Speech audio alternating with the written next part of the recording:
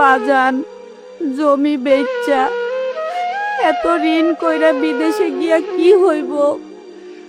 কখন তুমি বিদেশ গেলে আমার কি হইব?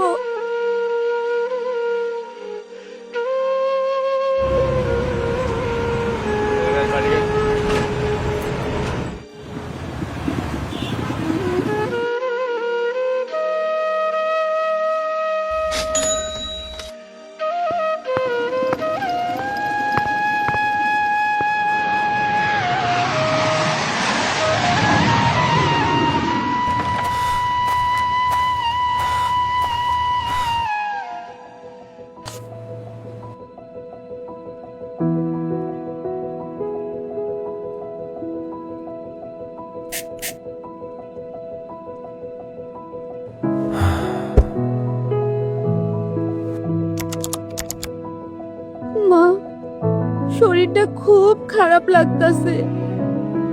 মনে হয় ঘরে নতুন মানুষ আইব। হাসপাতালে নিব কেডা? এখন চিন্তা নাই, ফোন দিলে 5 মিনিটের মধ্যে অ্যাম্বুলেন্স আইব।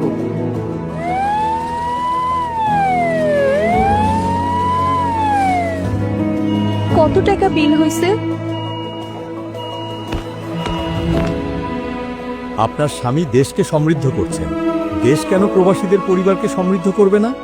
সরকার আপনাদের সেবা প্রদান করছে বিনামূল্যে।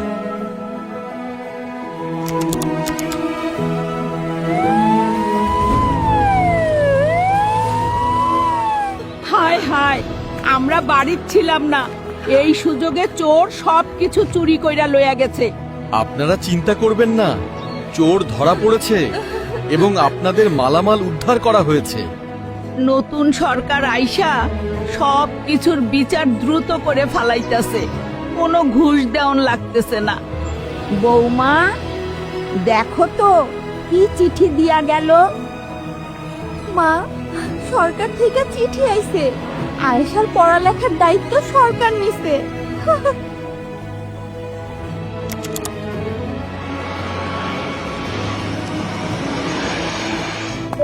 প্রবাসীদের সার্বিক সহযোগিতার জন্য আমি জেরিন আছি আপনার সাথে। কিভাবে সাহায্য করতে পারি? তোমরা কেমন আছো? আজ নিজের চোখে তোমারে দেখলাম বাবা।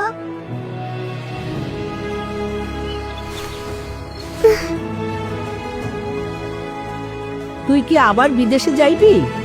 দেশে বেকারদের প্রশিক্ষণ দিয়া যেমন বিদেশ পাঠাইতেছে, তেমনি দেশেও কর্মসংস্থান তৈরি করতেছে। আগে আমরা প্রবাসীরা ছিলাম টাকার মেশিন, আজ যারা আমার মা, স্ত্রী, মাইয়ার সম্মান রাখছে, চিকিৎসা সেবা দিছে, মাইয়াটার পড়ালেখার দায়িত্ব নিছে, ভাবতাছি আর বিদেশ যাবো না, এই ঐক্যবদ্ধ বাংলাদেশে থাইকা যাবো। ঐক্যবদ্ধ বাংলাদেশ গড়তে দাঁড়িপাল্লায় ভোট দিন।